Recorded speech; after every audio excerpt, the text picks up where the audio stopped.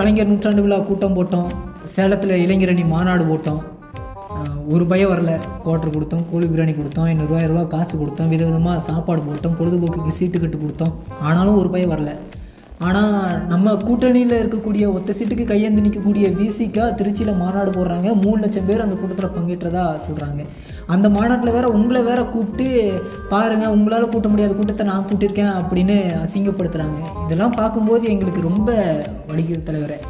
திமுக தொண்டர் ஒருவர் விசிக மாநாட்டின் கூட்டத்தின் ஒரு பங்கு கூட திமுகவின் மாநாடுகளுக்கு வரவில்லை என புலம்பிய காணொலியை இணையவாசிகள் ட்ரோல் செய்து திமுகவினரை கலாய்த்து வெளியிட்டு வருகின்றனர்.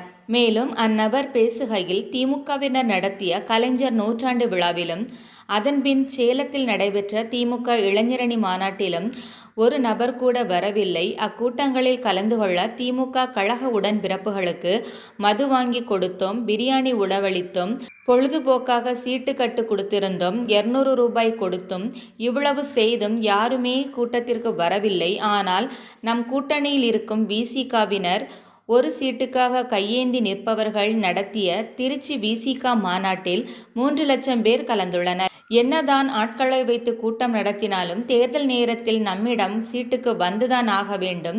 என்ன நேர்ந்தாலும் ஒரு சீட்டு மட்டுமே கொடுங்கள். நீங்கள் அதிக சீட்டு கொடுத்தால் திமுக தொண்டர்களை தேர்தலை புறக்கணிப்போம் என திமுக தலைவர் முதலமைச்சர் மு.க.ஸ்டாலினிடம் தன் ஆதங்கத்தை வெளிப்படுத்தி பேசியுள்ளார்.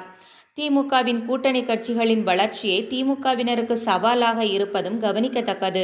திமுக ஆட்சியின் மீது மக்கள் அதிருப்தியில் இருப்பதால் தான் பொதுமக்கள் திமுகவினர் நடத்தும் கூட்டங்களை புறக்கணித்து வருவதாக எதிர்த்தரப்பினர் பலரும் குற்றம் சாட்டி வருகின்றனர்.